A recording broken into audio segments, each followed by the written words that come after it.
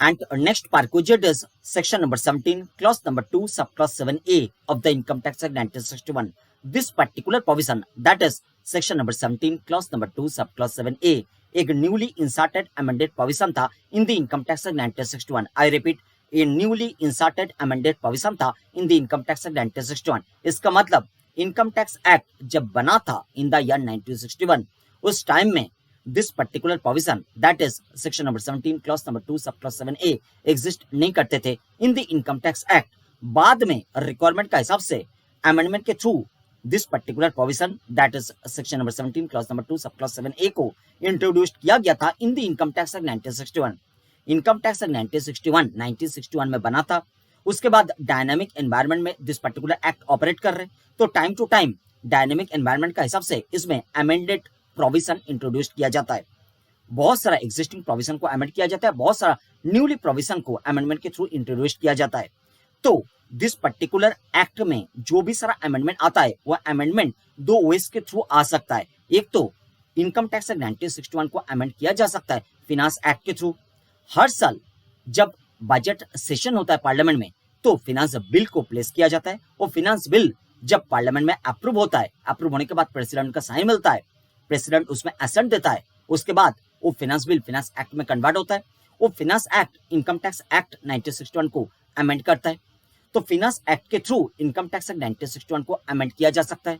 But finance act तो एक particular time में बनता है ना, बजट सेशन में फिनांस बिल प्लेस होता है, वो फिनांस बिल फिनांस एक्ट में कन्वर्ट होता है. बट दो बजट सेशन के बीच में अगर इनकम टैक्स एक्ट 1961 को अमेंड करने का जरूरत पड़ गया, उस टाइम में टैक्सेशन लॉस अमेंडमेंट एक्ट के थ्रू इनकम टैक्स एक्ट 1961 को अमेंड किया जाता है. तो इनकम टैक्स एक्ट 1961 को अमेंड करने के लिए दो वेज होता है. एक तो होता है फिनांस एक्ट के थ्रू उसको अमेंड किया जा सकता है, दूसरा टैक्सेशन लॉस अमेंडमेंट एक्ट के थ्रू उसको अमेंड किया जा सकता है.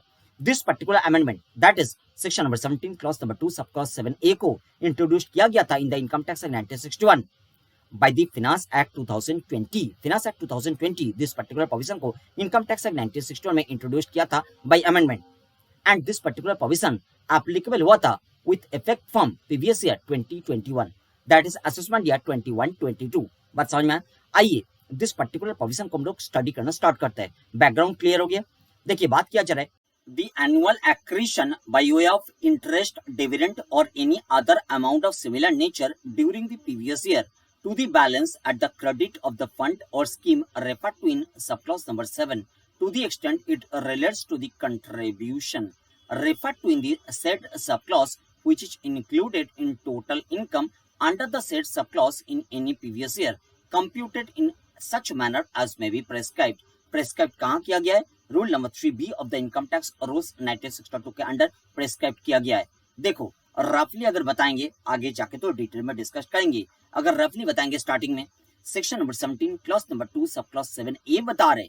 Section number 17 clause number 2 sub clause 7 में जो स्पेसिफाइड फंड और स्कीम रेफर्ड है, कौन सा सारा स्पेसिफाइड फंड और स्कीम रेफर्ड है in the sub clause number 7 of clause number 2 of section number 17. देखो section number 17 clause number 2 sub clause 7 में रेफर्ड है recognised provident fund, national pension scheme and approved superannuation fund. तो section number 17 clause number 2 sub clause 7 में जो specified fund और scheme referred है and उस specified fund और स्कीम में डाला हुआ जो कंट्रीब्यूशन को टैक्सेबल परक्विजिट कंसीडर किया जाता है as per section number 17 clause number 2 sub clause 7 of the income tax act 1961. वो कंट्रीब्यूशन के अगेंस्ट में जो एनुअल एक्रीशन होता है, वो एनुअल एक्रीशन को भी टैक्सेबल परक्विजिट कंसीडर किया जाएगा in the hands of the concerned employ assessee as per section number 17 clause number 2 sub clause 7A of the income tax act 1961 and और taxable perquisite का valuation किया जाएगा as per rule number 3B of the income tax rules 1962. I repeat, section number 17 clause number 2 sub clause number 7 में जो specified fund और contribution referred है, that is recognized provident fund, national pension scheme, approved superannuation fund. कोई एक individual fund बोलो और combination of fund बोलो. individual fund होगा तो contribution amount this particular word use करेंगे, और अगर कॉम्बिनेशन ऑफ फंड होगा तो aggregate contribution amount this particular word use करेंगे.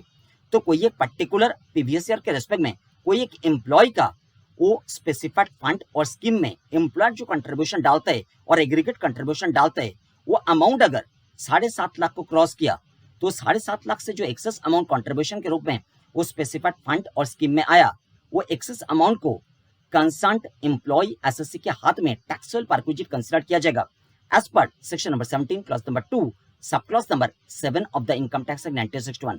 मतलब जो सब क्लॉज में वो स्पेसिफाइड फंड और स्कीम रेफर था, वो सब क्लॉज के थ्रू ही वो एक्सेस कंट्रीब्यूशन अमाउंट जो एम्प्लॉय ने डाला था उसको टैक्सेबल परक्विजिट कंसिडर किया जा रहा है in the hands of the concerned employ assessee. बात समझ में आया?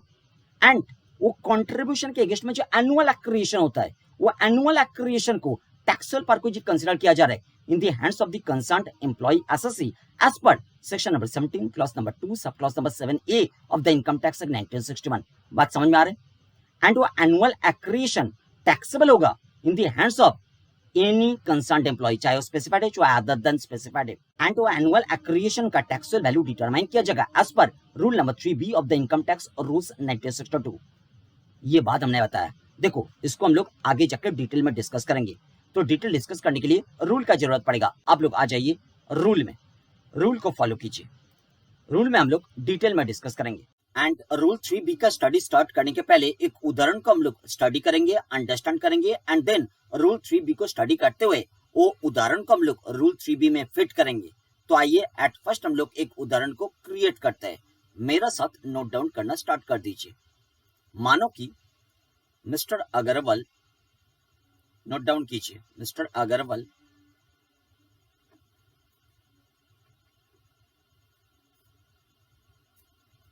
is appointed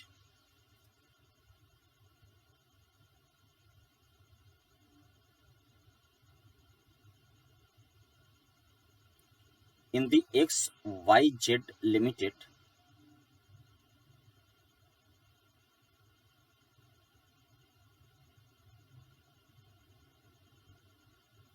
as a purchase manager।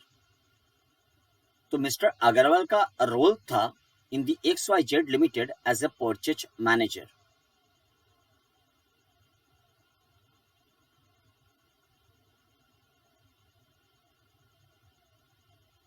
उनका अपॉइंटमेंट हुआ है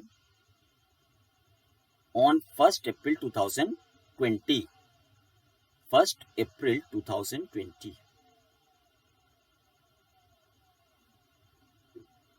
2021 प्रीवियस ईयर में उनका अपॉइंटमेंट हुआ है। क्लियर? नाउ 2021 प्रीवियस ईयर में, प्रीवियस ईयर 2021 में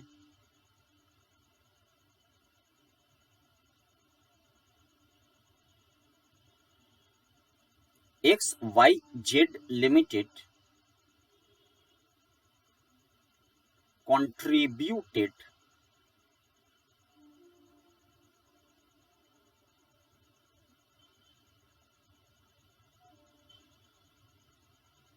in the specified fund। Specified fund का मतलब आप लोग जानते हो, इन the specified fund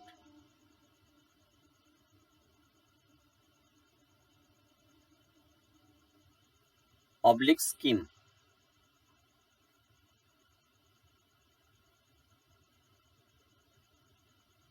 in favor of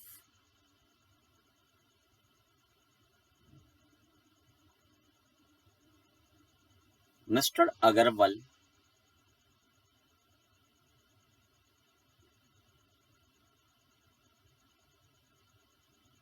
amounting to rupees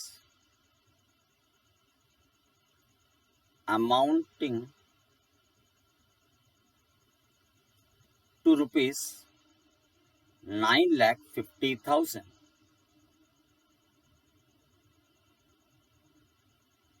बात आपको समझ में आया?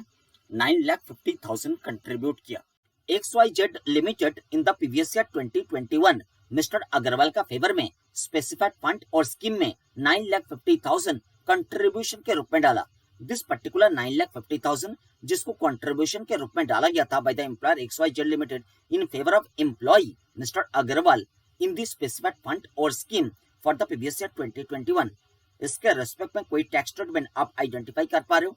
यस, आप आइडेंटिफाई कर पा रहे हो। Section number 17 clause number 2 sub clause 7 बता रहे अगर कोई एक पर्टिकुलर प्रीवियस ईयर के रेस्पेक्ट में कोई एक पर्टिकुलर एम्प्लॉयर कोई एक पर्टिकुलर एम्प्लॉय का फेवर में स्पेसिफाइड फंड और स्कीम में मोर देन 7,50,000 कंट्रीब्यूशन के रूप में डालते हैं, तो 7.5 लाख से जो एक्सेस कंट्रीब्यूशन डाला गया था इन द स्पेसिफाइड फंड और scheme in favour of that particular employ, वो पर्टिकुलर एम्प्लॉय एसोसी के हाथ में वो एक्सेस कॉन्ट्रीब्यूशन अमाउंट 7.5 लाख से जो एक्सेस है वो एक्सेस कॉन्ट्रीब्यूशन अमाउंट को टैक्सेबल परक्विजिट कंसीडर किया जाएगा।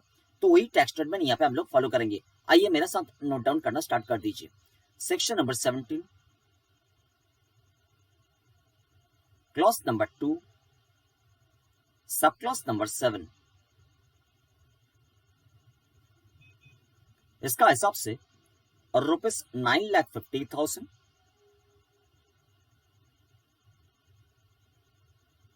Minus 7,50,000, that is ₹2 lakhs.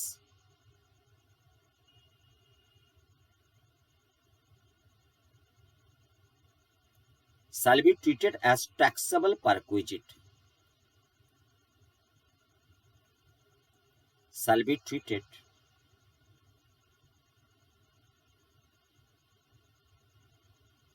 as taxable perquisite.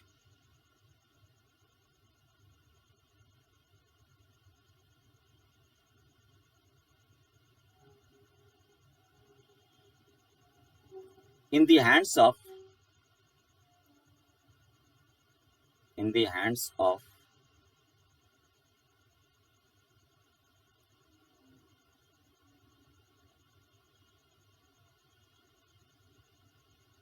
concerned employee assessee,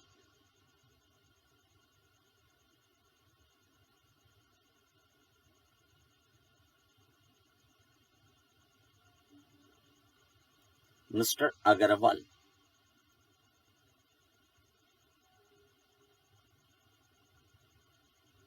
in the previous year 2021, in the previous year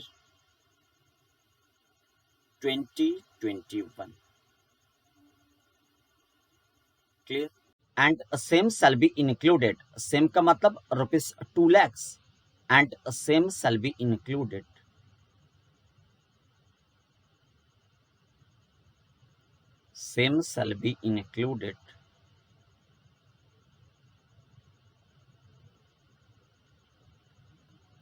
under the head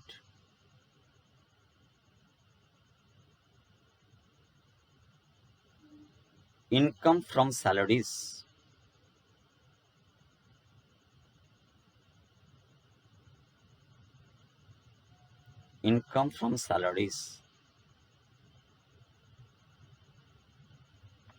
of Mr. Agarwal,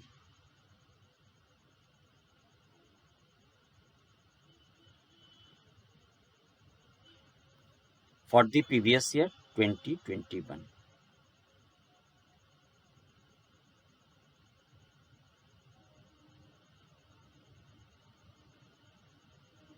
अभी आप understand करने का कोशिश करो कि वो जो 2 लाख एक्सेस कंट्रीब्यूशन को टैक्सेबल परक्विजिट कंसीडर किया गया है as per section number 17 clause number 2 sub clause number 7 of the income tax act 1961 for the previous year 2021, वो एक्सेस कंट्रीब्यूशन जिसको टैक्सेबल परक्विजिट कंसीडर किया गया है वो टैक्सेबल परक्विजिट के अगेंस्ट में भी तो इनकम जनरेट होगा।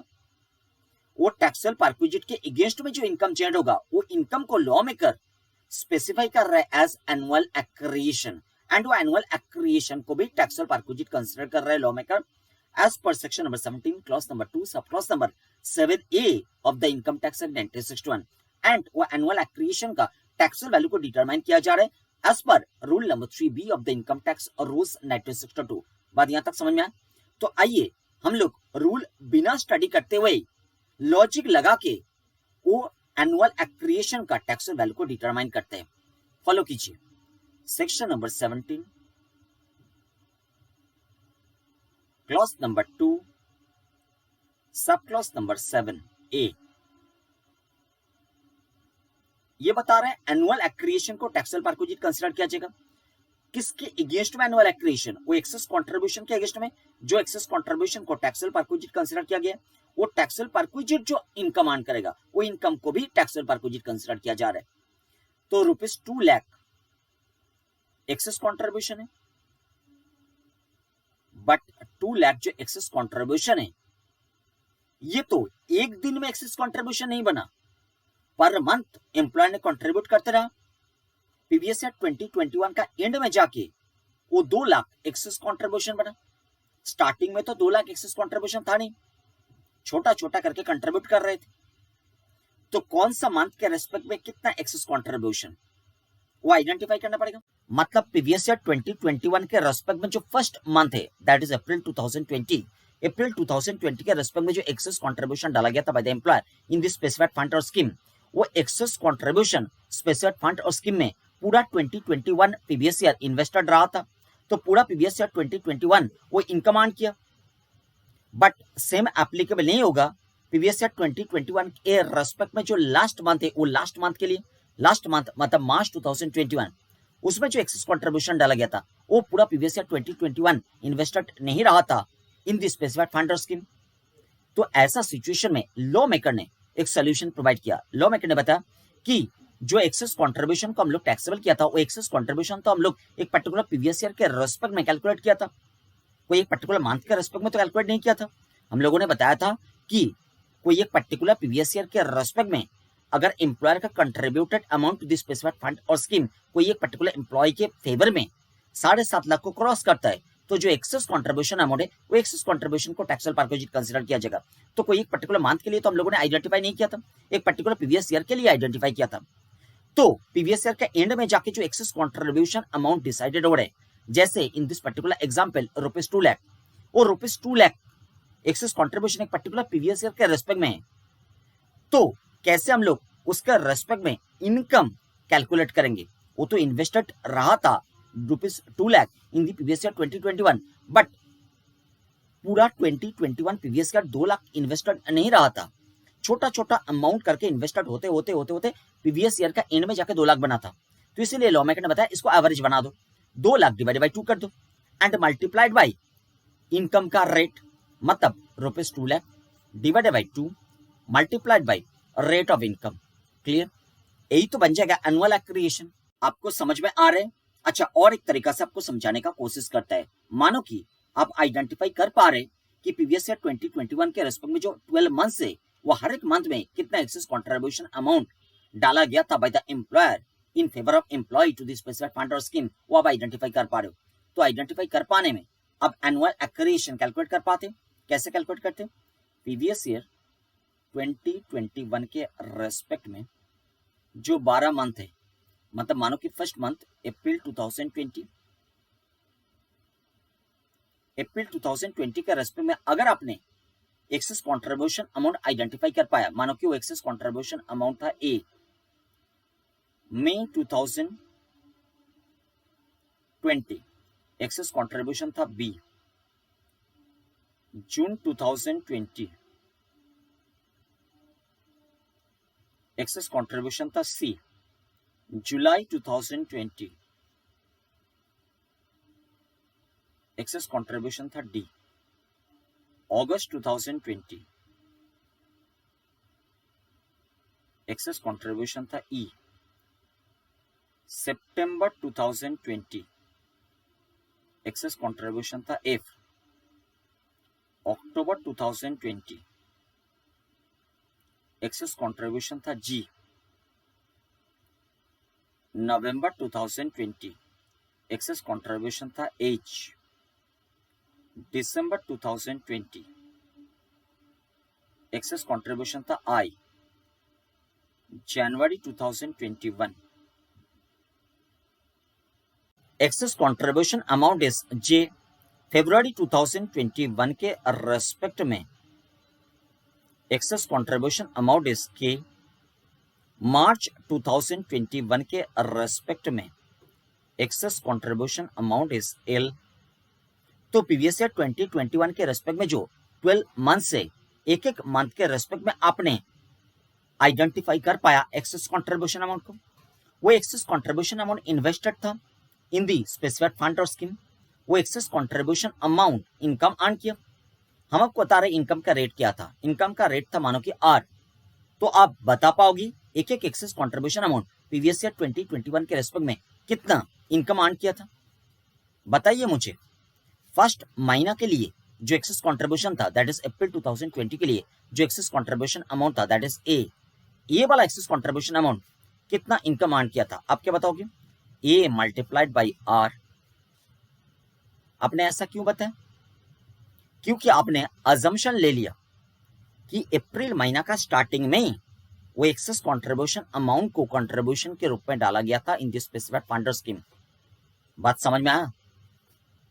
पूरा 12 महीना वो इन्वेस्टेड रहा था in this specified fund scheme, ये आपने अजम्पशन ले लिया। बट अगर अप्रैल का स्टार्टिंग में इन्वेस्ट ना करके अप्रैल का एंड में इन्वेस्ट किया गया था, तो वो पर्टिकुलर एक्सेस कंट्रीब्यूशन अमाउंट पूरा 12 महीना इन्वेस्टेड नहीं होते इन दी स्पेसिफाइड फंड स्कीम, तब वो 11 मंथ्स इन्वेस्टेड होते। इन दैट केस आप ऐसे कैलकुलेशन नहीं करते। आप कैसे कैलकुलेशन करते? इनटू 11/12 करते। यस और नो? बात समझ में आ रही? नेक्स्ट, जो मई 2020 के रेस्पेक्ट में excess contribution that is B, अगर स्टार्टिंग में ही मतलब 1 मई को ही कंट्रीब्यूशन डाला गया था, तो इन दैट केस वो excess contribution amount specified fund और स्कीम में इन्वेस्टेड रहा था in the previous year 2021 for 11 months. मतलब आप ऐसे कैलकुलेशन कैरी ऑन करते हैं, multiplied by or multiplied by 11/12। But अगर मानो कि मई का एंड में वो एक्सेस कंट्रीब्यूशन अमाउंट को डाला गया था इन दिस स्पेसिफाइड फंड और स्कीम, तो इन दैट केस आप कैसे कैलकुलेशन करते? आप करते 10/12। यस और नो? और ऐसा भी हो सकता था कि हर एक मंथ का मिडिल में वो excess contribution amount specified fund और स्कीम में कंट्रीब्यूशन के रूप में डाला जा रहा था। तो ऐसा सिचुएशन में उस तरीका से आप लोग एक्सेस कंट्रीब्यूशन के रेस्पेक्ट में एनुअल एक्रीशन कैलकुलेट करते। बात क्लियर हो रही? एंड इसी कॉन्टेक्स्ट में लॉ मैकेनिक अजम्पशन ले लिया। देखो, हम लोगों ने बताया कि excess contribution amount previous year 2021 के रेस्पेक्ट में ₹2 लाख। लॉ मेकर ने अजम्पशन ले लिया कि इवन वे में पर मंथ में एक्सेस कंट्रीब्यूशन अमाउंट डालते डालते accumulated excess contribution amount previous year 2021 में बना ₹2 लाख। मतलब ₹2 लाख डिवाइड बाय 12 करने में जितना आएगा पर मंथ में उतना ही एक्सेस कंट्रीब्यूशन के रूप में डाला गया था by the employer in favour of mister Agarwal in this specified fund और स्कीम, एंड वो भी हर एक मंथ का मिडिल में डाला गया था। बात समझ में आ रही? तो ऐसा सिचुएशन में हर एक मंथ के रेस्पेक्ट में एक्सेस कंट्रीब्यूशन के अगेंस्ट में आप एनुअल एक्रीशन कैलकुलेट कर पाओगे। रेट ऑफ इनकम अगर हम आपको प्रोवाइड कर देंगे तो। बात समझ में आ रही? हर एक मंथ का मिडिल में वो एक्सेस कंट्रीब्यूशन अमाउंट डाला गया था इन दिस स्पेसिफाइड फंड और स्कीम। तो ऐसे कॉन्टेक्स्ट में हर एक मंथ का एक्सेस कंट्रीब्यूशन के रेस्पेक्ट में annual aeration for the previous year 2021 आप कैलकुलेट कर पाओगे। और वो हर एक मंथ का जो एनुअल एक्रिएशन कैलकुलेट होगा उसको अगर एक्यूमुलेट करोगे तो पूरा प्रीवियस ईयर 2021 के रेस्पेक्ट में एक्यूमुलेटेड एनुअल एक्रिएशन कैलकुलेटेड हो जाएगा। बट इसी तरीका से कैलकुलेट करना is very much time consuming. तो लॉ मेकर ने बता दिया, एक काम करो, वो जो एक्सेस एक्यूमुलेटेड कंट्रीब्यूशन अमाउंट है ₹2 लाख, उसको आप डिवाइड करो 2 से, एवरेज बना लो, एवरेज को मल्टीप्लाई कर दो रेट ऑफ इंटरेस्ट से, रेट ऑफ इनकम से, तो एक्यूमुलेटेड एनुअल एक्रिएशन का फिगर आ जाएगा। एंड सेम ही आएगा हर एक मंथ के रेस्पेक्ट में कैलकुलेट करने में पूरा प्रीवियस ईयर 2021 का एक्यूमुलेटेड एनुअल एक्रिएशन जितना आता उतना ही आएगा। बात समझ में आ रहा है? एंड अभी तक हम लोगों ने जो डिस्कस किया वो डिस्कशन को अगर समअप करे तो समअप ऐसे रहेगा, कोई एक पर्टिकुलर एम्प्लॉयर अगर कोई एक पर्टिकुलर प्रीवियस ईयर में कोई एक पर्टिकुलर एम्प्लॉय का फेवर में स्पेसिफाइड फंड और स्कीम में मोर देन 7.5 लाख कंट्रीब्यूशन के रूप में डाले, तो 7.5 लाख से जो एक्सेस कंट्रीब्यूशन डाला गया था by the employer in favour of employee in this specified fund और स्कीम, वो एक्सेस कंट्रीब्यूशन अमाउंट को टैक्सेबल परक्विजिट कंसीडर किया जाएगा in the hands of the employee assessee for the previous year in which such contribution was made. बात समझ में आया? Section number 17 clause number 2 sub clause number 7A बता रहे, section number 17 clause number 2 sub clause number 7 में जो taxable perquisite determine हुआ था, मतलब वो एक्सेस कंट्रीब्यूशन अमाउंट, वो एक्सेस कंट्रीब्यूशन अमाउंट के अगेंस्ट में जो इनकम एक्रू होगा वो इनकम को भी टैक्सेबल परक्विजिट कंसीडर किया जाएगा। एंड वो इनकम का नाम दिया section number 17 clause number 2 sub clause number 7A की एनुअल एक्रिएशन। एनुअल एक्रिएशन को भी टैक्सेबल परक्विजिट कंसीडर किया जाएगा। बात समझ में आया? जो एक्सेस कंट्रीब्यूशन अमाउंट को section number 17 clause number 2 sub clause number 7 taxable perquisite consider किया, वो टैक्सेबल परक्विजिट के अगेंस्ट में जो इनकम एक्रू करेगा वो इनकम को section number 17 clause number 2 sub clause number 7A नाम दिया एनुअल एक्रिएशन, एंड वो एनुअल एक्रिएशन को भी टैक्सेबल परक्विजिट कंसीडर कर लिया section number 17 clause number 2 sub clause number 7A of the income tax act 1961। तो प्रीवियस ईयर 2021 के respect में हम लोगों ने कैलकुलेशन को कैरी ऑन करेंगे। मानो कि रेट ऑफ इनकम हम आपको बता रहे 10%, तो अगर रेट ऑफ इनकम 10% है तो बताइए मुझे एनुअल एक्रिएशन का फिगर कौन सा आएगा। अब बताओगे ₹10,000। क्लियर? तो देखो section number 17 clause number 2 sub clause number 7 of the income tax act 1961 का हिसाब से ₹2 लाख को टैक्सेबल परक्विजिट कंसीडर किया गया था in the hands of the employee mister Agarwal, and section number 17 clause number 2 sub clause number 7A of the income tax act 1961 का हिसाब से वो टैक्सेबल परक्विजिट जो section number 17 clause number 2 sub clause number 7 में decided हुआ था, वो taxable perquisite के अगेंस्ट में जो एनुअल एक्रिएशन है दैट इज ₹10,000, वो 10,000 को टैक्सेबल परक्विजिट कंसीडर किया जा रहा है। बात क्लियर? नेक्स्ट प्रीवियस ईयर 21-22 के रेस्पेक्ट में हम लोग सेम कैलकुलेशन कैरी ऑन करेंगे, बट उसके पहले आप मुझे बताइए प्रीवियस ईयर 2021 के रेस्पेक्ट में जो एनुअल एक्रिएशन वाला कैलकुलेशन हम लोगों ने कंक्लूड किया था, वो एनुअल एक्रिएशन वाला कैलकुलेशन हम लोगों ने कैसे कंक्लूड किया था। अब बताओगे एट फर्स्ट प्रीवियस ईयर 2021 के रेस्पेक्ट में section number 17 clause number 2 sub clause number 7 का हिसाब से टैक्सेबल परक्विजिट अमाउंट हम लोगों ने आइडेंटिफाई किया था, एंड वो taxable perquisite amount previous year 2021 में जितना इनकम अर्न किया था वो अर्न्ड इनकम को ही हम लोगों ने एनुअल एक्रिएशन नाम दिया था। तो प्रीवियस ईयर 2021 के रेस्पेक्ट में section number 17 clause number 2 sub clause number 7 का हिसाब से कैसे आप लोगों ने टैक्सेबल परक्विजिट अमाउंट को आइडेंटिफाई किया था। देखो प्रीवियस ईयर 2021 के रेस्पेक्ट में एम्प्लॉयर ने जितना कंट्रीब्यूशन डाला था इन द स्पेसिफाइड फंड और scheme in favour of mister Agarwal, वो अमाउंट फर्स्ट हम लोगों ने आइडेंटिफाई किया था, दैट वाज ₹9,50,000। तो 7.5 लाख से एक्सेस कंट्रीब्यूशन अमाउंट अगर डाला जा रहा है by the employer in this specific fund और scheme in favour of a particular employ, वो एक्सेस कंट्रीब्यूशन अमाउंट को टैक्सेबल परक्विजिट कंसीडर किया जाता है as per section number 17 clause number 2 sub clause number 7। वही हम लोगों ने किया था 9,50,000 माइनस 7,50,000, दैट वाज ₹2 लाख। तो 2 लाख आइडेंटिफाइड हुआ था excess contribution amount that is taxable perquisite as per section number 17 clause number 2 sub clause number 7, and वो टैक्सेबल परक्विजिट जितना इनकम अर्न किया था इन द प्रीवियस ईयर 2021, वो अर्न इनकम को annual accretion बताया गया था, कितना इनकम अर्न किया था एंड कितना इनकम अर्न किया गया था। दिस पर्टिकुलर क्वेश्चन का आंसर पाने के लिए जो कैलकुलेशन हम लोगों ने कंक्लूड किया था, वो कैलकुलेशन कंक्लूड करने के लिए दो असम्पशंस हम लोगों ने लिया था। देखो एट फर्स्ट तो आपको अंडरस्टैंड करना पड़ेगा कि प्रीवियस ईयर 2021 के रेस्पेक्ट में section number 17 clause number 2 sub clause number 7 का हिसाब से जो टैक्सेबल परक्विजिट हम लोगों ने कैलकुलेट किया that is excess contribution amount of ₹2 lakh, वो एक्सेस कंट्रीब्यूशन अमाउंट तो पूरा प्रीवियस ईयर 2021 के रेस्पेक्ट में आइडेंटिफाइड हुआ था, बट एम्प्लॉयर जब कंट्रीब्यूशन डाला था इन दिस स्पेसिफिक फंड और scheme in favour of employee mister Agarwal, वो तो मंथली कंट्रीब्यूशन डाला था। तो प्रीवियस ईयर 2021 के रेस्पेक्ट में जो ऑल 12 मंथ से एक मंथ के रेस्पेक्ट में एक्सेस कंट्रीब्यूशन अमाउंट कितना था, हम लोगों ने फर्स्ट अजम्पशन लिया था कि इवन वे में कंट्रीब्यूशन डाला गया था बाय द एम्प्लॉयर, मतलब इसके ऊपर बेस करके हम लोगों ने एक मंथ के रेस्पेक्ट में कितना एक्सेस कंट्रीब्यूशन था वो आइडेंटिफाई कर पाए। ₹2 लाख पूरा एंटायर प्रीवियस ईयर 2021 के रेस्पेक्ट में एक्सेस कंट्रीब्यूशन अमाउंट, तो एक मंथ के लिए कितना ₹2 लाख डिवाइडेड बाय 12। बात समझ में आया? ये हो गया एक मंथ के रेस्पेक्ट में एक्सेस कंट्रीब्यूशन अमाउंट।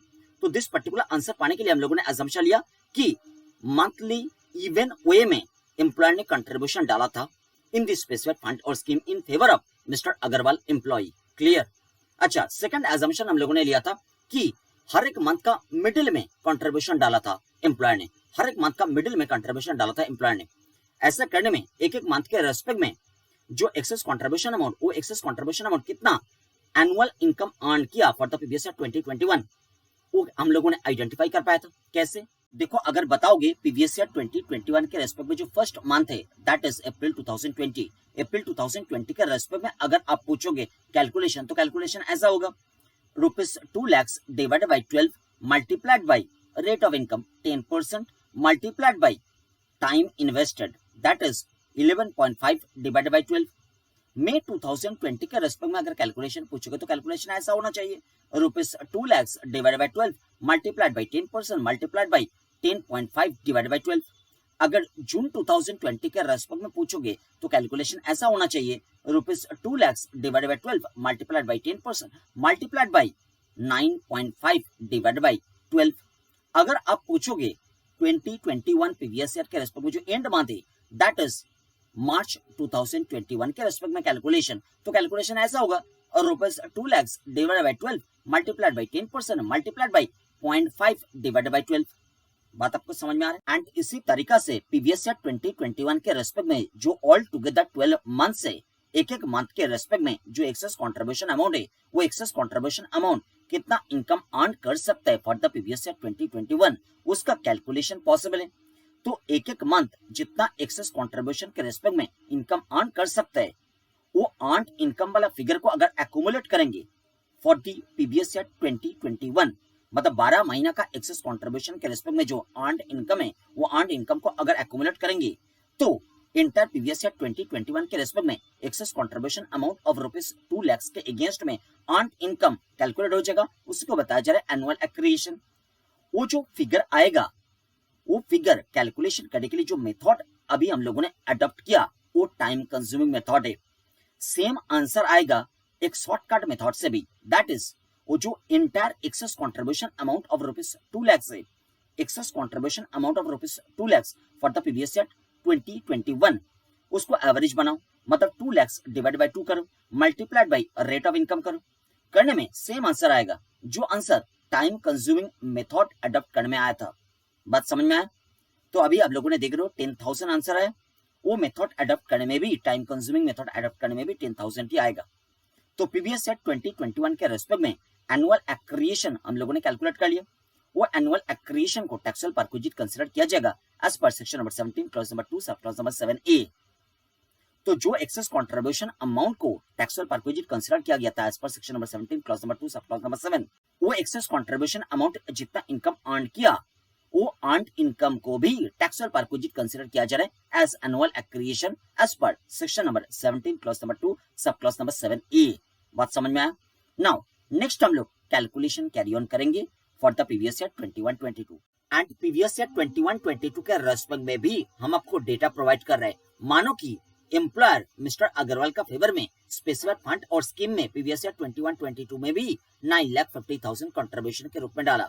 तो वो जो 9,50,000 कंट्रीब्यूशन के रूप में डाला गया है, उसके रेस्पेक्ट में आप कौन सा टैक्सेबल ट्रीटमेंट इंपोज करोगे? देखो, दो टैक्सेबल ट्रीटमेंट के बारे में आप आइडेंटिफाई कर पा रहे हो। एक तो section number 17 clause number 2 sub clause number 7 का हिसाब से, दूसरा section number 17 clause number 2 sub clause number 7A का हिसाब से। तो एक एक करके हम लोग कैलकुलेशन कैरी ऑन करेंगे।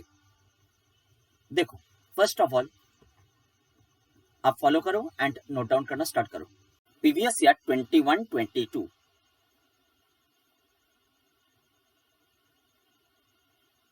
तो प्रीवियस ईयर 21-22 के रेस्पेक्ट में दो taxable treatment. Number 1 section number 17 clause number 2 sub clause number 7 rupees 9,50,000 minus rupees 7,50,000 equals to rupees 2 lakhs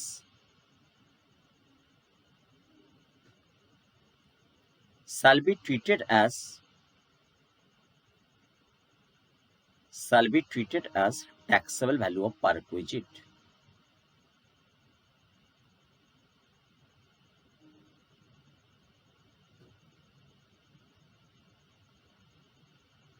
Taxable value of perquisite.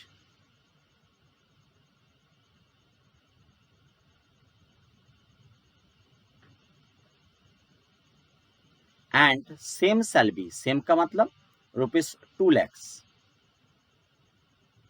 same shall be included in the total income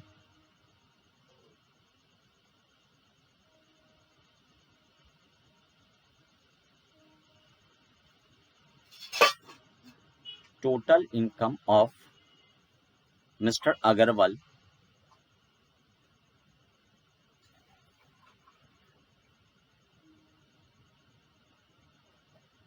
under the head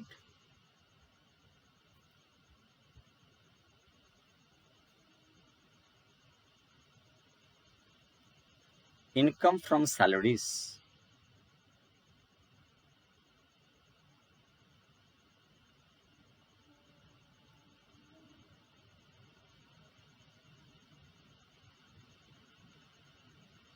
for the previous year 21-22.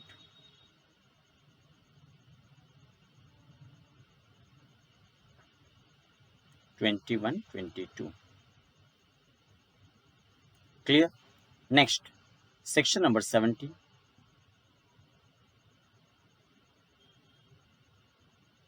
Clause number 2 sub clause number 7 ए का हिसाब से taxable value of perquisite determine करना पड़ेगा।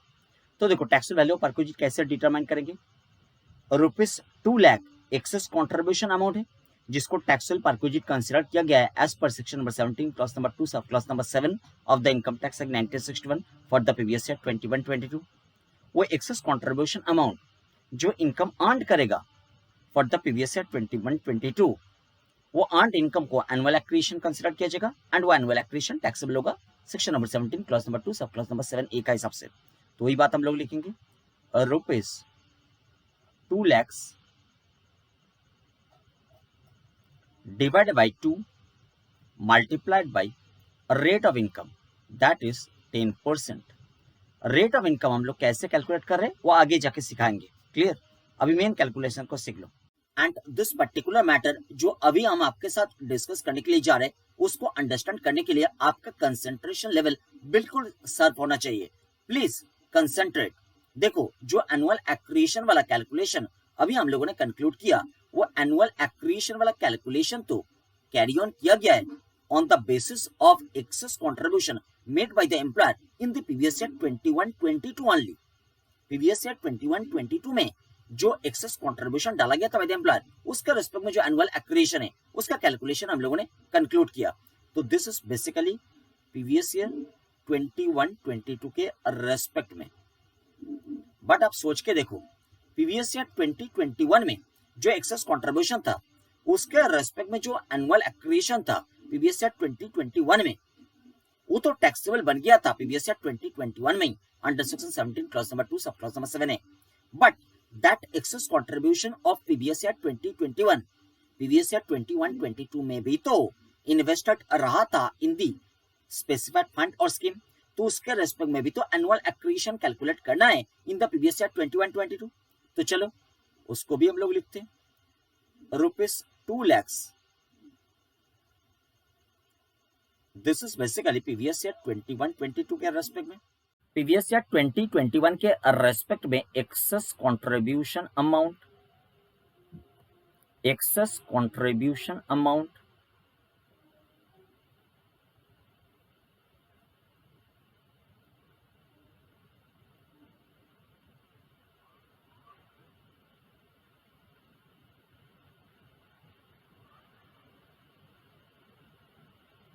And this particular excess contribution amount को ही taxable perquisite determine किया गया था in the previous year 2021 as per section number 17 clause number 2 sub clause number 7। तो वो जो एक्सेस कंट्रीब्यूशन अमाउंट जिसको टैक्सेबल परक्विजिट कंसीडर किया गया था in the previous year 2021, that particular amount previous year 21-22 में भी तो इन्वेस्टेड रहा था इन द स्पेसिफाइड फंड और स्कीम। तो प्रीवियस ईयर 21-22 में भी तो उसके रेस्पेक्ट में एनुअल एक्रीशन वाला फिगर को कैलकुलेट करना था, वही हम लोग कैलकुलेट करने के लिए जा रहे हैं। अच्छा और एक बात सोच के देखो, प्रीवियस ईयर 2021 के रेस्पेक्ट में जो एक्सेस कंट्रीब्यूशन अमाउंट था दैट इज ₹2 lakhs, वो तो प्रीवियस ईयर 21-22 में भी इन्वेस्टेड है, वो बात तो समझ में आ गया। बट वो प्रीवियस ईयर 2021 के रेस्पेक्ट में जो एक्सेस कंट्रीब्यूशन अमाउंट था जिसके रेस्पेक्ट में एनुअल एक्रीशन कैलकुलेट किया गया था, वो एनुअल एक्रीशन वाला फिगर आपको याद है? प्रीवियस ईयर 2021 के रेस्पेक्ट में एनुअल एक्रीशन वाला फिगर कितना था? ₹2 lakhs divided by 2 multiplied bye 10% हम लोगों ने किया था, 10,000 आया था। वो जो 10,000 एनुअल एक्रीशन वाला फिगर प्रीवियस ईयर 2021 के रेस्पेक्ट में हम लोगों ने कैलकुलेट किया था जिसको टैक्सेबल परक्विजिट कंसीडर किया गया था as per section number 17 clause number 2 sub clause number 7A, that taxable perquisite वाला अमाउंट मतलब एनुअल एक्रीशन वो प्रीवियस ईयर 21-22 में भी तो इन्वेस्टेड रहा था इन दिस स्पेसिफाइड फंड और स्कीम।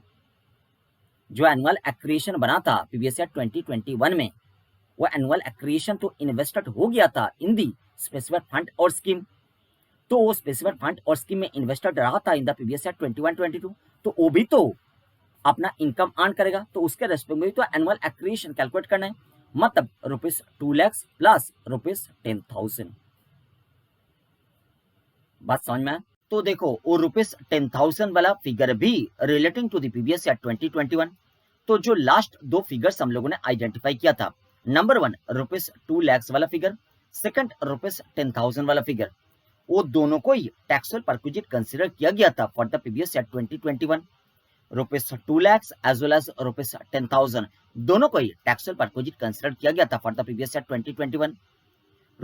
₹2 lakhs को टैक्सेबल परक्विजिट कंसीडर किया गया था as per section number 17 clause number 2 sub clause number 7, and ₹10,000 को टैक्सेबल परक्विजिट कंसीडर किया गया था as per section number 17 clause number 2 sub clause number 7A। But दोनों को ही टैक्सेबल परक्विजिट कंसीडर किया गया था for the previous year 2021, and those two amounts were reinvested in the specified fund or scheme from the very beginning of previous year 21-22। तो previous year 21-22 में जब वो री इन्वेस्टेड था, वो भी तो इनकम अर्न किया प्रीवियस ईयर 21-22 के रेस्पेक्ट में, तो उसके रेस्पेक्ट में भी तो एनुअल एक्रिएशन कैलकुलेट करना है, वही हम लोग कैलकुलेट करने के लिए जा रहे हैं।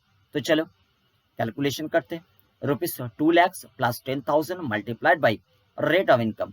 रेट ऑफ इनकम हम लोगों ने कंसिडर किया 10%। बात समझ में आया? ₹2 lakhs एज वेल एज ₹10,000 दोनों ही री इन्वेस्टेड हुआ था इन दिस स्पेसिफाइड फंड और स्कीम, तो दोनों इनकम भी अर्न किया, तो उसके रेस्पेक्ट में एनुअल एक्रिएशन कैलकुलेट करना है, वही हम लोग कैलकुलेट किया। अगर आपका माइंड में क्वेश्चन अराइज करे कि सर आपने यहाँ पे तो एवरेज वाला कॉन्सेप्ट को एप्लीकेबल नहीं किया, ₹2 lakhs प्लस 10,000 डिवाइडेड बाई 2 तो होना चाहिए, नहीं होना चाहिए। क्यों नहीं होना चाहिए?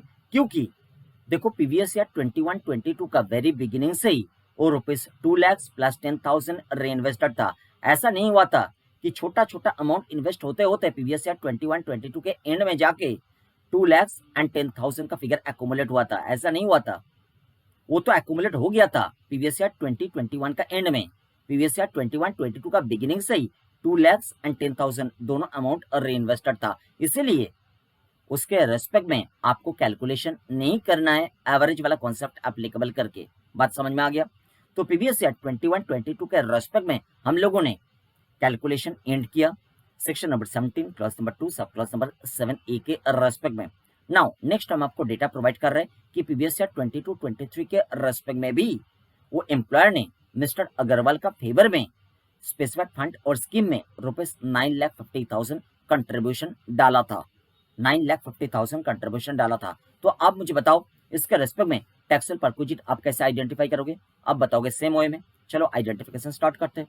प्रीवियस ईयर 22-23, प्रीवियस ईयर 22-23, तो प्रीवियस ईयर 22-23 के रेस्पेक्ट में फर्स्ट जो टैक्सेबल परक्विजिट आप आइडेंटिफाई करोगे that is section number 17 clause number 2 sub clause number 7 का हिसाब से ₹9,50,000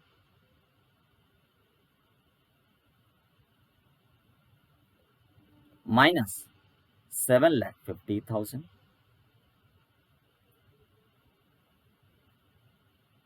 that is ₹2 lakhs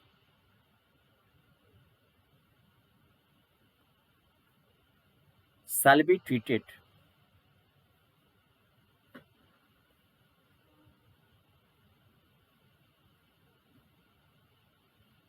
as taxable value of perquisite.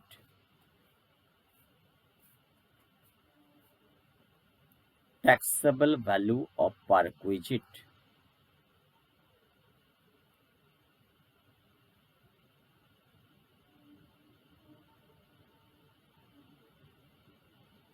and same shall be included. Same मतलब ₹2 lakhs. Same shall be included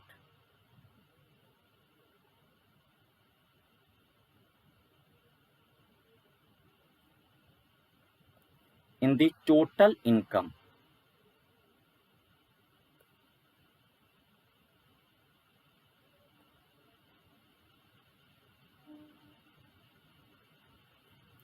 of Mr. Agarwal.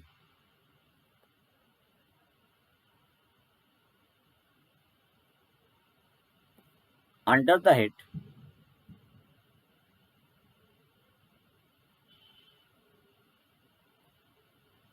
income from salaries,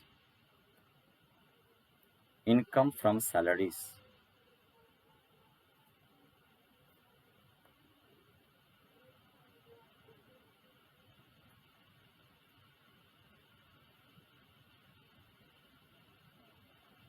for the previous year,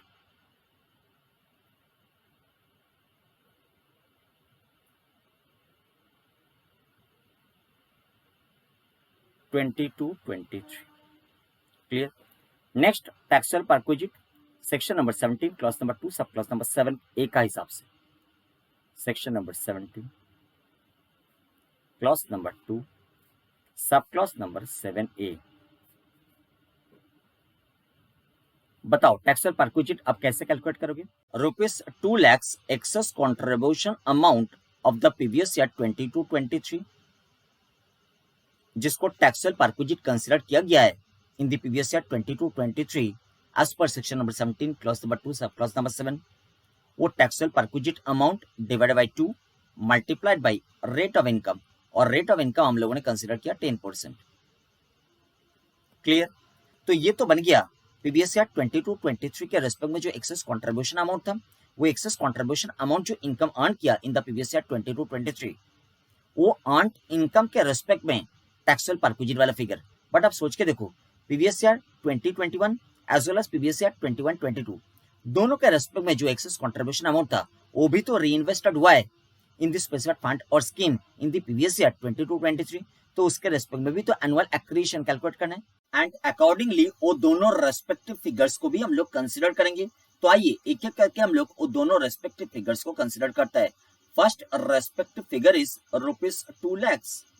This ₹2 lakhs is basically pertaining to the previous year 2021 excess contribution amount. This ₹2 lakhs figures को consider किया गया था taxable perquisite in the previous year 2021 as per section number 17 clause number 2 sub clause number 7 and next respective figure is again ₹2 lakhs and this ₹2 lakhs amount is basically pertaining to the previous year 21-22 excess contribution amount. And this excess contribution amount of ₹2 lakhs को consider किया गया था taxable perquisite in the previous year 21-22 as per section number 17 clause number 2 sub clause number 7। अब और एक बात सोच के देखो, जो एनुअल एक्रिएशन वाला फिगर था प्रीवियस ईयर 2021 के रेस्पेक्ट में, एनुअल एक्रिएशन वाला फिगर जिसको टैक्सुअल परक्विजिट कंसिडर किया गया था as per section number 17 clause number 2 sub clause number 7A, वो प्रीवियस ईयर 2021 वाला एनुअल एक्रिएशन वाला फिगर जिसको टैक्सुअल परक्विजिट कंसिडर किया गया था section number 17 clause number 2 sub clause number 7A के अनुसार वो ₹10,000 भी तो री इन्वेस्टेड हुआ था in the previous year 22-23 in the specific fund और स्कीम। वो 10,000 अमाउंट था प्रीवियस ईयर 2021 के रेस्पेक्ट में, जो एनुअल एक्रिएशन वाला फिगर था वो 10,000 अमाउंट था। वो 10,000 भी तो री इन्वेस्टेड हुआ है इन दिस स्पेसिफिक फंड और scheme in the previous year 22-23, तो उसको भी तो कंसिडर करना पड़ेगा क्योंकि उसके अगेंस्ट में भी इनकम अर्न हुआ है। तो चलो उसको भी कंसिडर करते हैं, ₹10,000।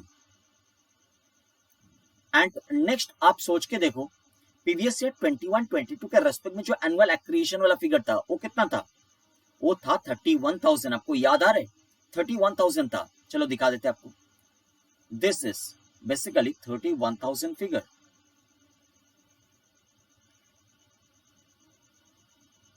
31,000 आप कैलकुलेशन करके देखो 31,000 आया था।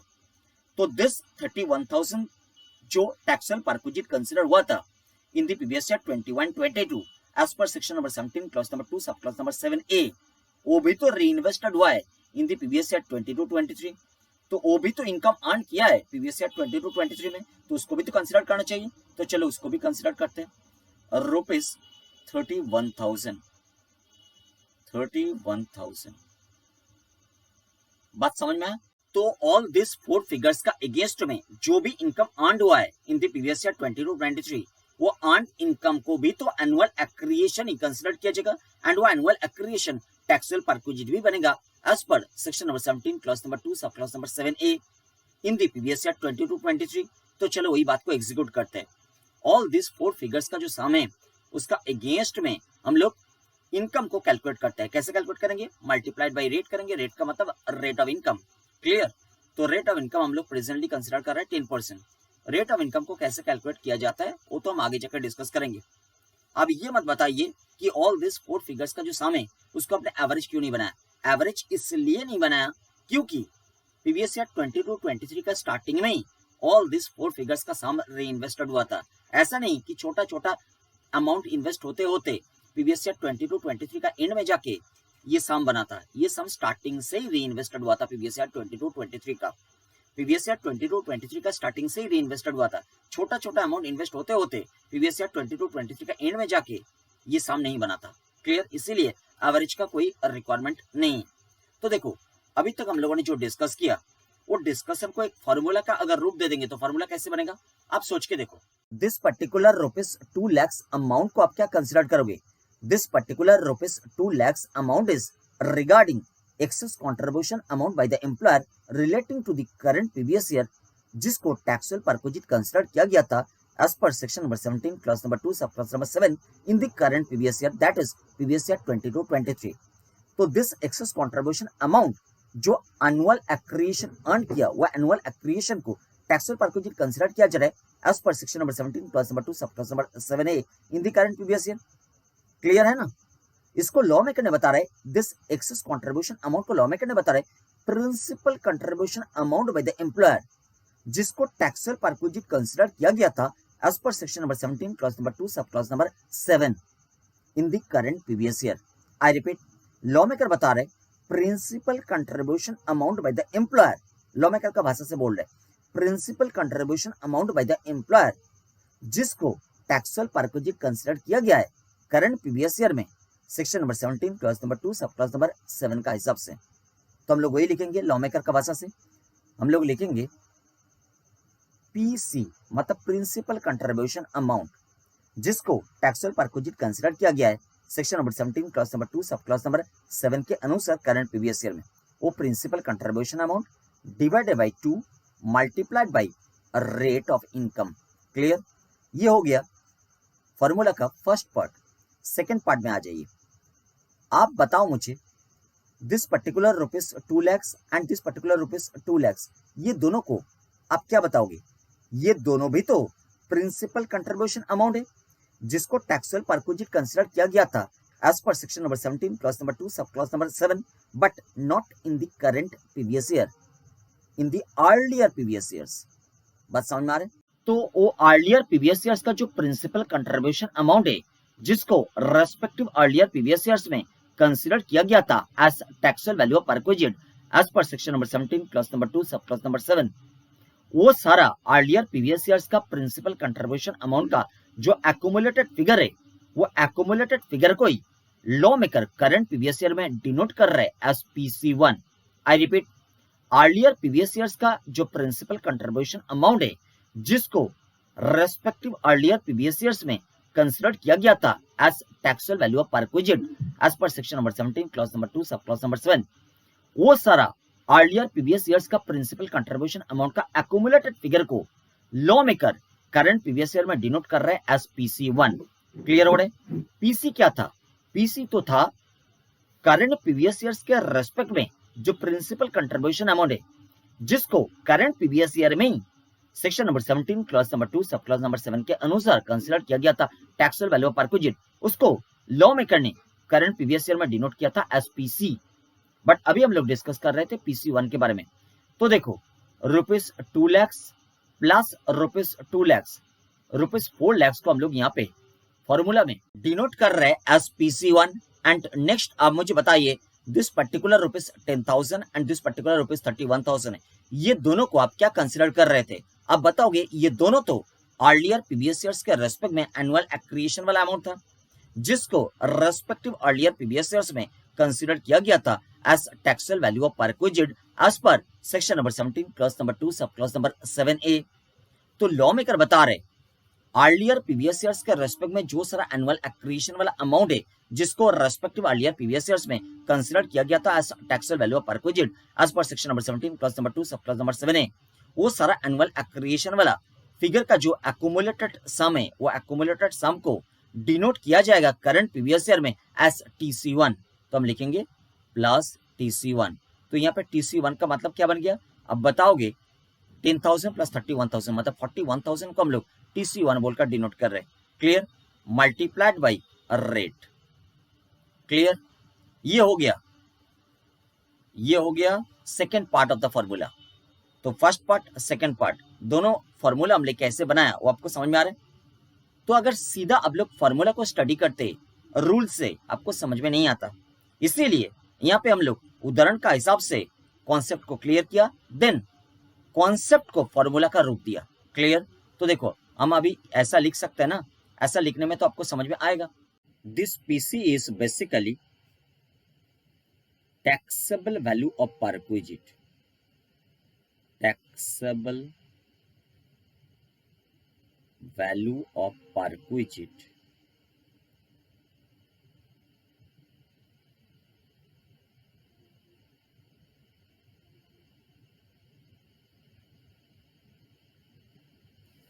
ब्रैकेट में लिखो एज पर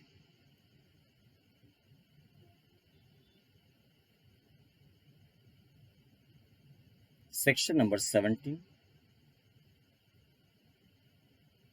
clause number 2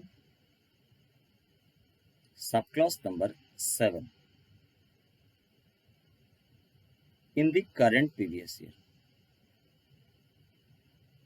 in the current previous year।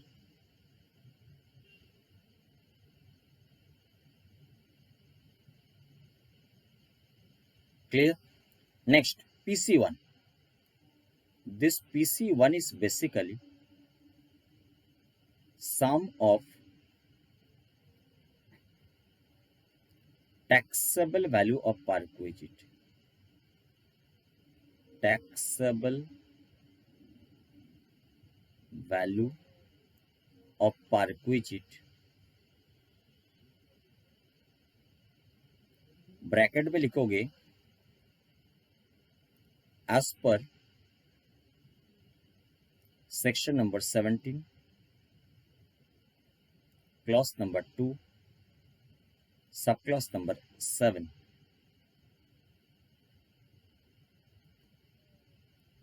of earlier previous years,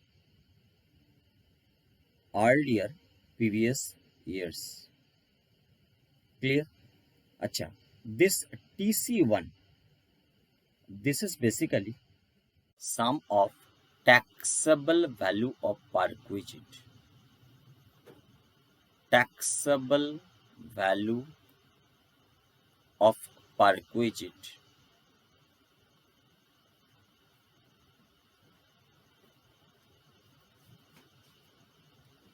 bracket में लिखो एनुअल एक्रीशन, इसको हम लोग एनुअल एक्रिएशन बता रहे थे, annual accretion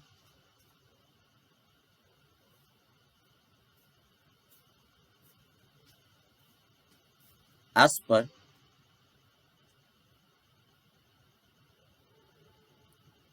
section number 17 clause number 2 subclause number 7A। Clear? Of earlier previous years, earlier previous years। बात आपको समझ में आ गया? तो देखो पीसी का मतलब आपको अंडरस्टैंड हो गया, PC1 का मतलब अंडरस्टैंड हो गया, TC1 का मतलब अंडरस्टैंड हो गया। तो प्रीवियस ईयर 2021 के रेस्पेक्ट में दिस पर्टिकुलर डेवलप्ड फार्मूला का हिसाब से मेरा दिया हुआ एग्जांपल के लिए section number 17 clause number 2 sub clause 7A का taxable value of perquisite determine करोगे। मैंने भी डिटरमाइन किया, वो देख लो कैलकुलेशन को। देखोगे वो कैलकुलेशन में फॉर्मूला का सेकंड पार्ट इफेक्टिव नहीं हुआ था। क्यों नहीं हुआ था? क्योंकि this particular section number 17 clause number 2 sub clause number 7A effective हुआ था फ्रॉम द प्रीवियस ईयर 2021। इसीलिए अर्लियर प्रीवियस ईयर्स का कोई कॉन्सेप्ट प्रीवियस ईयर 2021 के रेस्पेक्ट में एप्लीकेबल था ही नहीं। एंड फॉर्मूला का जो सेकंड पार्ट है वो अर्लियर प्रीवियस ईयर्स के रेस्पेक्ट में जो principal contribution and annual accretion उसका बात करता है। प्रीवियस ईयर 2021 के रेस्पेक्ट में principal contribution of earlier previous year and annual accretion of earlier previous year कुछ था ही नहीं, इसीलिए फॉर्मूला का सेकंड पार्ट इफेक्टिव नहीं हुआ था। बट प्रीवियस ईयर 21-22 से फॉर्मूला का सेकंड पार्ट इफेक्टिव हुआ है। बात यहाँ तक क्लियर है। नेक्स्ट हम लोग आर का कैलकुलेशन कैसे किया जा सकता है वो सीखेंगे। Clear. And rate of income calculate करने के लिए दो फिगर्स का जरूरत होता है। Number 1, income accrued in a particular previous year. Second, principal amount upon which income is accrued in that particular previous year. तो income accrued divided by principal amount upon which income is accrued multiplied by 100 करने में rate of income derive हो जाएगा percentage form में। आप सोच के देखो, कोई एक पर्टिकुलर प्रीवियस ईयर के रेस्पेक्ट में जो कॉन्ट्रीब्यूशन अमाउंट है वो कॉन्ट्रीब्यूशन अमाउंट के अगेंस्ट में जो इनकम अर्न हुआ है वो इनकम का ही तो रेट हम लोग कैलकुलेट करने के लिए जा रहे हैं। मतलब income divided by contribution multiplied by 100 करने में आ जाएगा। ये आप सोच रहे हो? नहीं, ऐसा नहीं होने वाला है। क्यों? क्योंकि आप सोच के देखो, कोई भी एक पर्टिकुलर प्रीवियस ईयर के रेस्पेक्ट में स्पेसिफाइड फंड और स्कीम का जो बैलेंस है वो बैलेंस कभी भी फिक्स्ड हो ही नहीं सकता है। वो बैलेंस हमेशा डायनामिक होगा। स्पेसिफाइड फंड और स्कीम का जो बैलेंस है वो बैलेंस तैयार कैसे होता है? देखो, employer as well as employee एक पर्टिकुलर ड्यूरेशन के बाद उसमें कॉन्ट्रीब्यूशन डालता है, वो कॉन्ट्रीब्यूशन से ही बैलेंस तैयार होता है। तो कोई भी पर्टिकुलर प्रीवियस ईयर का स्टार्टिंग में स्पेसिफाइड फंड और स्कीम का जो बैलेंस होगा एंड वो पर्टिकुलर प्रीवियस ईयर का एंड में स्पेसिफाइड फंड और स्कीम का जो बैलेंस होगा, दोनों कभी भी सेम हो नहीं सकता है। दोनों हमेशा ही अलग होगा, क्योंकि बीच बीच में कॉन्ट्रीब्यूशन डाला employer as well as employee. तो employer as well as employee जो भी कंट्रीब्यूशन डाला वो सारा कंट्रीब्यूशन इनकम अर्न किया। आप कोई एक पर्टिकुलर प्रीवियस ईयर को पकड़ लो, मानो कि 2021 प्रीवियस ईयर, 2021 प्रीवियस ईयर में this particular section number 17 clause number 2 sub clause number 7A applicable हुआ था। तो प्रीवियस ईयर 2021 के रेस्पेक्ट में अगर आप डिस्कस करोगे, प्रीवियस ईयर 2021 का जो स्टार्टिंग मंथ है अप्रैल 2020 में स्पेसिफाइड फंड और स्कीम में कंट्रीब्यूशन डाला employer as well as employee. And next आपको आइडेंटिफाई करना पड़ेगा कि वो अप्रैल 2020 वाला जो contribution amount of employer and employee है वो कितना टाइम पीरियड के लिए इन्वेस्टेड था इन दिस स्पेसिफाइड फंड और स्कीम। कितना टाइम पीरियड के लिए इन्वेस्टेड था, मतलब कंट्रीब्यूशन को डाला कब गया था इन दिस स्पेसिफाइड फंड और स्कीम। मतलब अगर कंट्रीब्यूशन को डाला गया था 1 अप्रैल 2020 तो कंट्रीब्यूशन अमाउंट स्पेसिफाइड फंड और स्कीम में इन्वेस्टेड था पूरा 12 मंथ्स। बट अगर 15 अप्रैल को डाला गया था तो 11.5 मंथ्स इन्वेस्टेड था। एंड अगर 30 अप्रैल को डाला गया था तो इन्वेस्टेड था फॉर 11 मंथ्स। बात आपको समझ में आ रहा है? कितना टाइम पीरियड के लिए वो इन्वेस्टेड था वो आपको आइडेंटिफाई करना पड़ेगा। तो एक पर्टिकुलर मंथ का जो कंट्रीब्यूशन अमाउंट है वो कंट्रीब्यूशन अमाउंट कितना इनकम अर्न किया, वो earned income divide by contribution amount multiplied by 100 multiplied by time invested divide by 12। मतलब अगर पूरा 12 महीने इन्वेस्टेड था तो 12/12, अगर 11.5 मंथ्स इन्वेस्टेड था तो 11.5 डिवाइड बाय 12, अगर 11 मंथ्स इन्वेस्टेड था तो 11 divide by 12।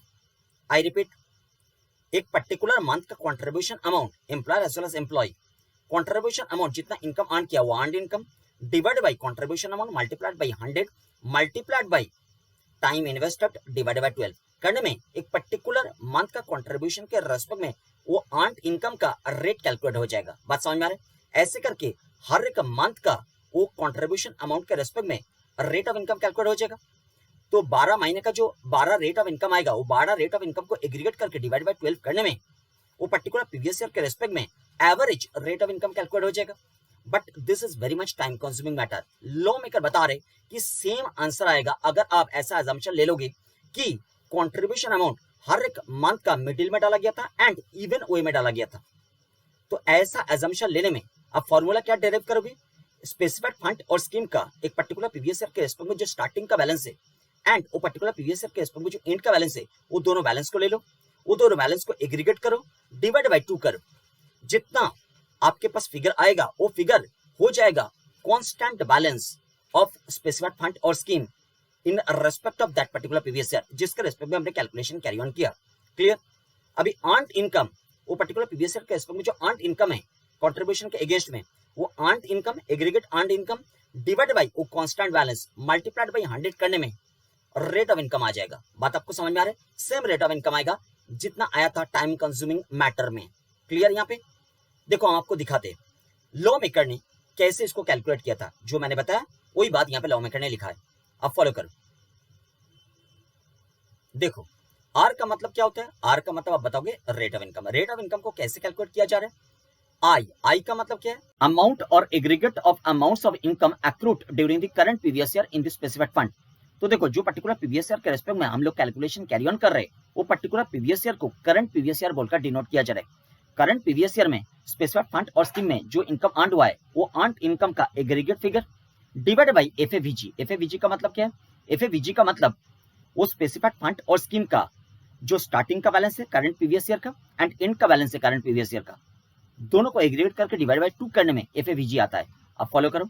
Amount or aggregate of amounts of balance to the credit of the specified fund on the first day of the current previous year plus amount or aggregate of amounts of balance to the credit of the specified fund on the last day of the current previous year divide by 2।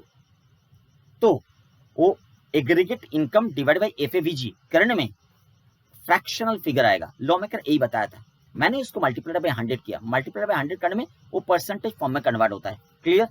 तो multiplied by 100 नहीं करोगे तो fractional रहेगा, और multiplied by 100 करोगे तो percentage form में convert हो जाएगा। यही होगा रेट ऑफ इनकम। बात आपको समझ में आ गया? तो हम लोग फॉर्मूला को डिटेल में डिस्कस किया। अभी लॉ मेकर ने जो बताया था, लॉ मेकर का लैंग्वेज का हिसाब से फॉर्मूला को एक बार देखेंगे। क्लियर? तो आ जाइए लॉ मेकर का लैंग्वेज को एक बार स्टडी कर लेते हैं। Rule 3B। रूल 3B में लॉ मेकर ने क्या बताया था, चलो स्टडी करते हैं। For the purposes of subclause number 7A of clause number 2 of section number 17 of the act मतलब of the Income Tax Act 1961, annual accretion by way of interest, dividend or any other amount of similar nature during the previous year to balance to the credit of the fund or scheme referred to in subclause number 7 of clause number 2 of section number 17 of the act मतलब obviously of the Income Tax Act 1961 shall be the amount or aggregate of amounts computed in accordance with the following formula बोलकर नीचे formula को present किया गया है। तो basically rule number 3B of the income tax और rules 1962 बात कर रहे हैं कि section number 17 clause number 2 sub clause number 7 of the income tax act 1961 के अंडर जो फंड और स्कीम रेफर्ड है, वो फंड और स्कीम का जो क्रेडिट बैलेंस है, वो क्रेडिट बैलेंस के अगेंस्ट में करंट प्रीवियस ईयर में जो भी इनकम एक्रू करेगा, चाहे वो इनकम एक्रू कर रहे बाय वे ऑफ इंटरेस्ट, चाहे इनकम एक्रू कर रहे बाय वे ऑफ डिविडेंड, चाहे तीसरा कोई वे के थ्रू इनकम एक्रू कर रहे, वो एक्रूअल ऑफ इनकम का एग्रीगेट फिगर को एनुअल एक्रिएशन बताया जाता है। एंड वो एनुअल एक्रिएशन टैक्सेबल कंसीडर्ड होता है as per section number 17 clause number 2 sub clause number 7A of the income tax act 1961 under the head income from salaries. And वो annual aeration calculate करने का formula को prescribe कर रहे। Rule number 3B, annual aeration calculate करने का formula का base क्या है? अभी जो बताया वो आपको समझ में आया? बात किया जा रहा था section number 17 clause number 2 sub clause number 7 of the income tax act 1961 के अंडर जो फंड और स्कीम रेफर्ड है, वो फंड और स्कीम का जो क्रेडिट बैलेंस है, वो क्रेडिट बैलेंस का अगेंस्ट में जो भी इनकम एक्रू किया करंट प्रीवियस ईयर में, चाहे इनकम एक्रू किया बाय वे ऑफ इंटरेस्ट, चाहे इनकम एक्रू किया बाय वे ऑफ डिविडेंड, चाहे तीसरा कोई वे के थ्रू इनकम एक्रू किया, वो एक्रूअल ऑफ इनकम का एग्रीगेट फिगर को एनुअल एक्रिएशन बताया जाता है। एंड वो एनुअल एक्रिएशन को टैक्सेबल परक्विजिट कंसीडर किया जाता है as per section number 17 clause number 2 sub clause number 7A of the income tax act 1961। तो वो टैक्सेबल परक्विजिट का जो कैलकुलेशन है, मतलब एनुअल एक्रिएशन का जो कैलकुलेशन है, वो कैलकुलेशन के लिए फॉर्मूला प्रेस्क्राइब कर रहे रूल नंबर 3B। देखो वो फॉर्मूला का बेस क्या है? फॉर्मूला का ultimate basis credit balance to the fund और scheme are referred to in section number 17 clause number 2 sub clause number 7 of the income tax act 1961। देखो section number 17 clause number 2 sub clause number 7 of the income tax act 1961 में कौन सा fund और scheme referred होता है? अब बताओगे वो तो recognised provident fund, national pension scheme and approved superannuation fund referred होता है। जो तीनों को एक साथ बोला जाता है स्पेसिफाइड फंड और स्कीम। वो स्पेसिफाइड फंड और स्कीम का जो क्रेडिट बैलेंस है, वो क्रेडिट बैलेंस को ही मतलब जो पर्टिकुलर प्रीवियस ईयर के रेस्पेक्ट में हम लोग कैलकुलेशन कैरी ऑन कर रहे, वो पर्टिकुलर प्रीवियस ईयर का एंड में वो स्पेसिफाइड फंड और स्कीम का जो क्रेडिट बैलेंस होता है, वो क्रेडिट बैलेंस को ही आप कंसीडर करोगे ultimate base of the formula. अगर वो क्रेडिट बैलेंस को आप जूम करके एनालिसिस करोगे तो आपको दिखाई देगा वो क्रेडिट बैलेंस में 3 एलिमेंट्स इंक्लूडेड रहता है। ए वाला एलिमेंट एम्प्लॉयर का जो कॉन्ट्रीब्यूशन अमाउंट को करेंट प्रीवियस ईयर में टैक्सेबल परक्विजिट कंसीडर किया गया है as per section number 17 clause number 2 sub clause number 7 of the income tax act 1961। वो टैक्सेबल परक्विजिट को आप वो क्रेडिट बैलेंस का ए वाला एलिमेंट कंसीडर करोगे। अच्छा, बी वाला एलिमेंट अर्लियर प्रीवियस ईयर्स में एम्प्लॉयर का जो कंट्रीब्यूशन अमाउंट को रेस्पेक्टिव अर्लियर प्रीवियस ईयर्स में टैक्सेबल परक्विजिट कंसीडर किया गया था as per section number 17 clause number 2 sub clause number 7 of the income tax act 1961। वो अर्लियर प्रीवियस ईयर्स का वो सारा टैक्सेबल परक्विजिट का एग्रीगेट फिगर को करंट प्रीवियस ईयर में आप क्रेडिट बैलेंस का बी वाला एलिमेंट कंसीडर करोगे। बात आपको समझ में आया? I repeat, earlier previous years में एम्प्लॉयर का जो contribution amount to the specified fund और स्कीम को टैक्सेबल परक्विजिट कंसीडर किया गया था in the respective earlier previous years as per section number 17 clause number 2 sub clause number 7 of the income tax act 1961। वो सारा taxable perquisite का aggregate figure को current previous year में आप क्रेडिट बैलेंस का बी वाला एलिमेंट कंसीडर करोगे। And credit balance का जो सी वाला एलिमेंट है that is earlier previous years में जो एनुअल एक्रिएशन वाला अमाउंट को रेस्पेक्टिव अर्लियर प्रीवियस ईयर्स में टैक्सेबल परक्विजिट कंसीडर किया गया था as per section number 17 clause number 2 sub clause number 7A of the income tax act 1961। वो सारा टैक्सेबल परक्विजिट का एग्रीगेट फिगर को ही आप कंसीडर करोगे सी वाला एलिमेंट। बात आपको समझ में आया? क्या बात किया जा रहा है? जो formula rule number 3B prescribe कर रहे वो फॉर्मूला का अल्टीमेट बेस क्या है? Credit balance to the fund और scheme refer to in section number 17 clause number 2 sub clause number 7 of the income tax act 1961। तो section number 17 clause number 2 sub clause number 7 of the income tax act 1961 में basically recognised provident fund and national pension scheme and approved superannuation fund refer होता है, जो तीनों को एक साथ बताया जाता है स्पेसिफाइड फंड और स्कीम। उस स्पेसिफाइड फंड और स्कीम का जो क्रेडिट बैलेंस है वो क्रेडिट बैलेंस को ultimate base of the formula consider किया जाता है रूल नंबर 3B पर्पस के लिए। देखो ultimate base of the formula बन गया credit balance of the specified fund और scheme at the end of the current previous year. Credit balance word को अगर आप जूम करके एनालिसिस करोगे तो आपको दिखाई देगा वो क्रेडिट बैलेंस में 3 एलिमेंट्स इंक्लूडेड रहता है। ए वाला एलिमेंट क्या बताया? ए वाला एलिमेंट बताया कि करंट प्रीवियस ईयर में एम्प्लॉयर का जो कंट्रीब्यूशन वाला अमाउंट को टैक्सेबल परक्विजिट कंसीडर किया गया है as per section number 17 clause number 2 sub clause number 7 of the income tax act 1961। वो टैक्सेबल परक्विजिट वाला अमाउंट को एलिमेंट ए कंसीडर करोगे। क्लियर? नाउ एलिमेंट बी क्या है?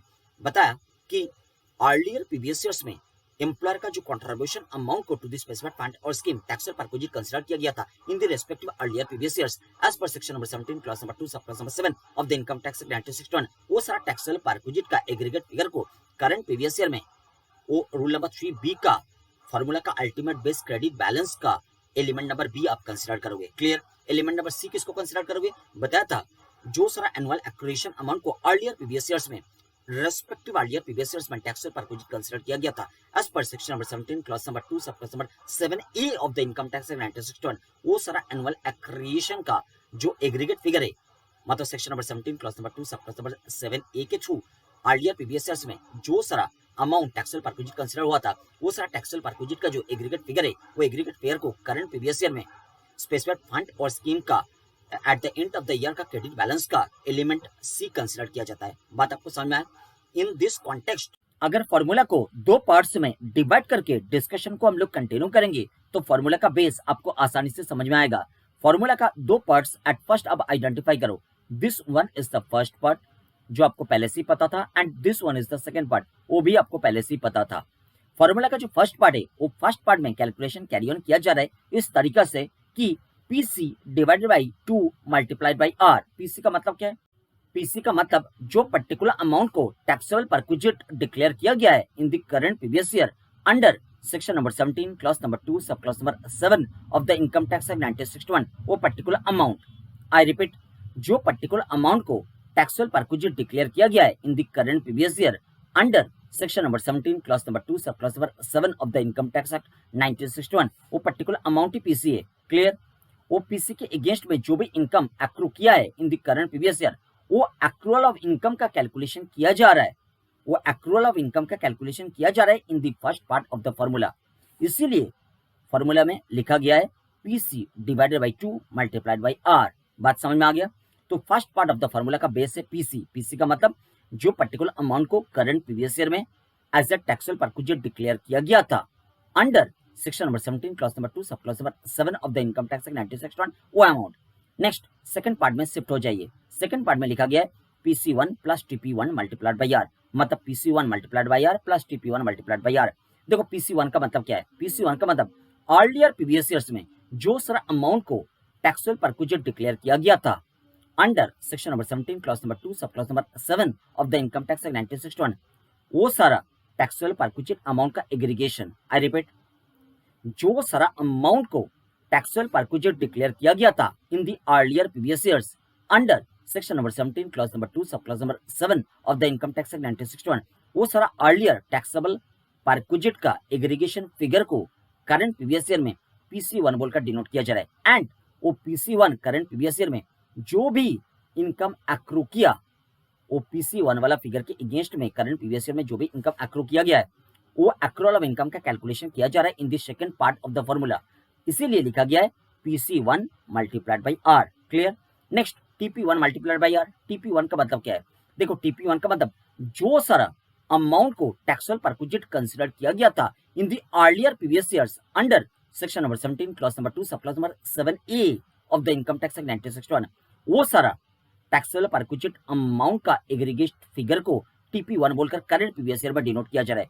आई रिपीट, जो सारा अमाउंट्स को as a taxable perquisite declare किया गया था in the earlier previous years under section number 17 clause number 2 sub clause number 7A of the income tax act 1961 वो सारा अर्लियर प्रीवियस ईयर्स का टैक्सेबल परक्विजिट वाला अमाउंट्स का aggregate figure को current previous year में डिनोट किया जा रहा है एज TP1। अब मुझे बताइए कौन सा सारा अमाउंट्स को अर्लियर प्रीवियस ईयर्स में डिक्लेयर किया गया था taxable perquisite under section number 17 clause number 2 sub clause number 7A of the income tax act 1961। अब बताओ वो तो एनुअल एक्रीशन वाला फिगर होता है। Section number 17 clause number 2 sub clause number 7A के अंडर तो टैक्सेबल परक्विजिट डिक्लेयर किया जाता है एनुअल एक्रीशन वाला फिगर को। इसका मतलब बन गया अर्लियर प्रीवियस ईयर्स का जो सारा एनुअल एक्रीशन वाला फिगर है वो सारा एनुअल एक्रीशन वाला फिगर का एग्रीगेशन को करंट प्रीवियस ईयर में डिनोट किया जा रहा है एज TP1 एंड TP1 का अगेंस्ट में करंट प्रीवियस ईयर में जो भी इनकम एक्रू हो रहे वो एक्रूअल ऑफ इनकम का कैलकुलेशन किया जा रहा है in this second part of the formula, इसीलिए second part of the formula में प्रेस्क्राइब किया गया है TP1 मल्टीप्लाइड बाई R। बात आपको समझ में आ रहा है? PC1 multiplied by R plus TP1 multiplied by R। देखिए वही सारा बात लॉ मेकर ने प्रेस्क्राइब किया था, फॉलो कीजिए। TP को फॉलो कीजिए, TP1 को फॉलो कीजिए, PC को फॉलो कीजिए, PC1 को फॉलो कीजिए। RR का मतलब I divide by FAVG fractional figure आएगा। मैंने मल्टीप्लाइड बाई 100 किया था परसेंटेज फॉर्म में कन्वर्ट करने के लिए। क्लियर। देखिए I का मतलब फॉलो कीजिए, FAVG का मतलब फॉलो कीजिए। नेक्स्ट नीचे मैंने देखो जो बात अभी डिस्कस किया आपके साथ वो बात को रिटन फॉर्म में आपके लिए प्रेजेंट किया एंड आप लोग फॉर्मूला को माइन्यूटली फॉलो कीजिए। देखिए फॉर्मूला में जो येलो कलर से हाईलाइटेड पोर्शन है उसको एट फर्स्ट फॉलो कीजिए। PC divided by 2 multiplied by R this particular yellow portion को मैंने डिनोट किया as first part of the formula. Next PC1 plus TP1 multiplied by R this particular highlighted portion को मैंने denote किया as second part of the formula. Clear. First part of the formula का base क्या है? एक ही base है, that is PC and second part of the formula जो है उसमें दो बेस है, नंबर 1 PC1, सेकेंड TP1। तो एंटायर फॉर्मूला में तीन बेस है, PC, PC1 एंड TP1। ये तीनों के बारे में डिटेल में नीचे प्रेजेंटेशन डाला गया है, आप लोग फॉलो कीजिए। प्रेजेंटेशन आपको समझ में आएगा क्योंकि वो सारा बात ऑलरेडी मैंने डिस्कस किया है। देखिए PC का मतलब क्या है डिस्कस किया गया है, PC1 का मतलब क्या है डिस्कस किया गया है, TP1 का मतलब क्या है वो भी डिस्कस किया गया है। PC1 में यहाँ पे आप केवल लिख दीजिए एग्रीगेट ऑफ।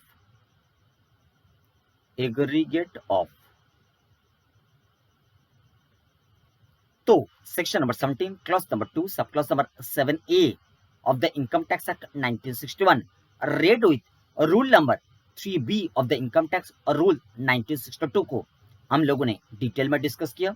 आपको बात समझ में आ गया। नेक्स्ट हम लोग एक प्रैक्टिकल चैलेंज को सॉल्व करेंगे।